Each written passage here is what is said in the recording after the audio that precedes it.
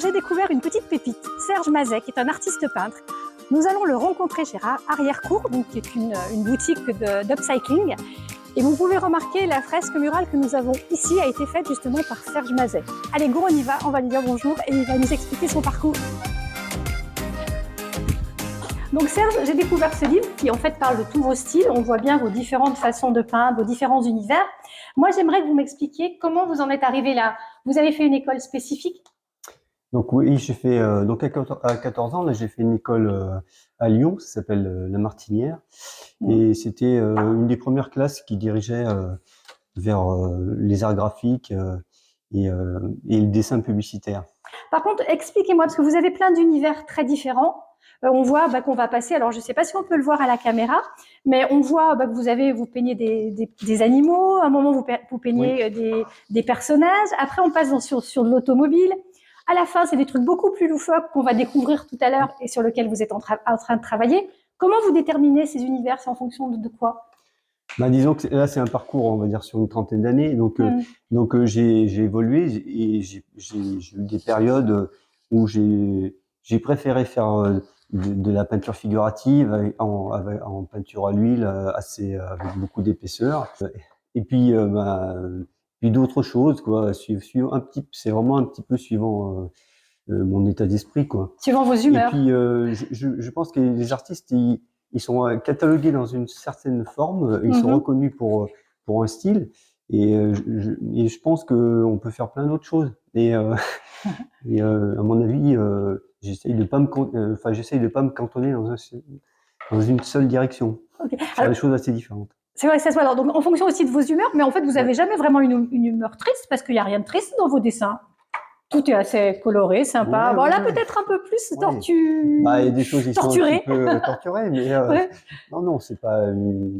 C'est plutôt assez fantaisiste, assez coloré. Moi, j'avoue que je suis rentrée, je vous ai connu comme ça, en passant devant les vitrines d'Arrière-Cour, où il avait exposé tous ses tableaux.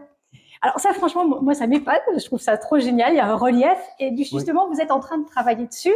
Donc, allez-y bosser, puis expliquez-nous comment vous le faites, ce tableau, s'il vous plaît. On dirait un petit théâtre. Fait des plans, c'est sur du bois. Voilà, du contreplaqué, du médium. Et après, ces plans que je découpe à la scie sauteuse et après que j'assemble en volume. D'accord. Comme sur celui-ci. Superposé, et ça viendra par-dessus. D'accord, ok. Donc vous faites en 3 étapes en fait à chaque fois. Et les idées là, par exemple, ça va être quoi là-bas? C'est pour une parodie ou c'est quoi? Ça c'est une parodie en fait. C'est Van Gogh, c'est la chambre de Van Gogh. À l'oreille. Ouais, c'est ça. Donc c'est la chambre de Van Gogh, et qui est un petit peu éberlué, on va dire. Ouais. C'était un coquin, Van Gogh, non? Un petit peu, ouais. Donc je transforme un petit peu des choses. Ouais, c'est pas. Cool. C'est un peu, je mets des petites choses. Dedans, voilà. Ok. Et donc c'est la vie rêvée de l'artiste. Bah ouais, c'est chouette. Est-ce que je peux peindre moi là-dessus, Serge? Est-ce que je peux vous faire une petite fleur? Est-ce que je peux laisser ma signature? Alors, je fais une petite fleur là. Vous pourrez la cacher. C'est des petites étoiles. Donc ça, c'est des petites étoiles. Faut pas que je me plante alors. C'est la référence sur le ciel étoilé de Van Gogh aussi. Est-ce que ça vous va? Voilà, très bien. Ben, j'aurais laissé ma patte pour vous. Ah non, oui, c'est ça, chouette. Je suis contente. C'est des portraits parodiques. Après, ici, donc il y a le colonel et puis sa femme. Oui, et puis il y a la cuisine de Salvador. Salvador Dali. Avec la montre qui coule. Voilà, c'est ça. Donc avec des références sur les peintures des artistes. Ouais, c'est cool. Et du coup, alors moi j'en viens à celui-ci. Expliquez-nous l'histoire de celui-ci qui vous a amené à ceci, du coup. Bah ça, c'est une peinture que j'ai faite il y a une trentaine d'années, où j'ai fait une série de portraits. C'était plutôt des portraits de famille. Donc, en discutant, avec Franck, là, il me disait que ça serait bien que je reprenne cette idée de portrait, que c'était vraiment très sympa, quoi. Du coup, on vous trouve où aujourd'hui? Si demain, les personnes qui vont voir ce reportage ont envie de trouver vos peintures, comment on peut dire, on trouve essentiellement ici. Ici, chez Arrière-Cour. Chez Arrière-Cour. Ouais. Et puis en direct. Alors, j'ai pas de lieu d'exposition. Ouais. Ouais, c'est vrai que s'il y a des galeries qui sont intéressées, moi, je suis ouvert. Hein, ouais. Et puis, vous pouvez faire aussi des choses, sur commande, par exemple. Je fais des peintures de commande. Voilà. Et puis, vous faites...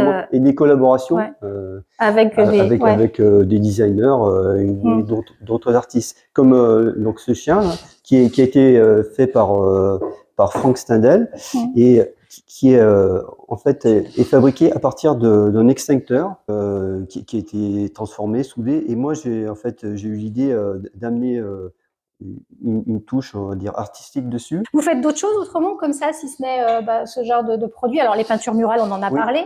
C'est franchement très chouette ce que vous avez fait. Et vous êtes plutôt dans le style ancien, hein, c'est ça? Ouais, dans le style un peu rétro. Et j'aime bien les typographies, le lettrage des peintres en lettres à l'ancienne. Donc la façon qu'ils peignaient sur les murs, des choses assez rétro, années 50. Ouais, les choses qu'on peut encore voir dans la ville quand on lève les yeux, qui restent quelques... Oui, qui restent un petit peu des traces, un petit peu des enseignes. Aujourd'hui, il y a un renouveau un peu de ces lettrages à l'ancienne. C'est vrai. Sur les on a une nostalgie. Voilà, c'est ça. Nostalgie d'avant. Un petit peu. J'aime bien travailler sur des thèmes, donc c'est vrai que j'avais choisi le thème des voitures. Alors c'est aussi des voitures un peu anciennes, un peu mythiques, et puis aussi des carcasses de voitures, des motos. Et ça, c'est en vous promenant que vous les voyez ou vous... Alors oui, alors cette carcasse, par exemple, elle est vers Saint-Jean-sur-les-Mieux. Et je l'ai peint la nature. C'est vraiment une épave. Et je trouvais que c'était assez intéressant de peindre ces espèces d'amas de ferraille, comme des sculptures dans le paysage. Elles sont vraiment intégrées, elles ont pris racine. Oui, c'est ça, elles sont en train de fondre.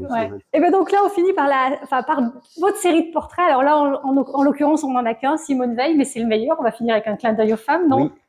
Oui, c'est un portrait de Simone Veil, un petit peu peint façon street art, avec beaucoup de couleurs. Bon, c'est une personnalité que j'apprécie, quoi. J'imagine que vous peignez que ce que vous aimez, je pense. Non, c'est plus simple. Tout à fait. Ouais, exactement, c'est quelque chose de plus facile. On la reconnaît bien, elle est très expressive. Et je suis contente de finir sur ce clin d'œil, Serge. Et je suis ravie d'avoir fait votre connaissance. Merci bien. Merci à vous.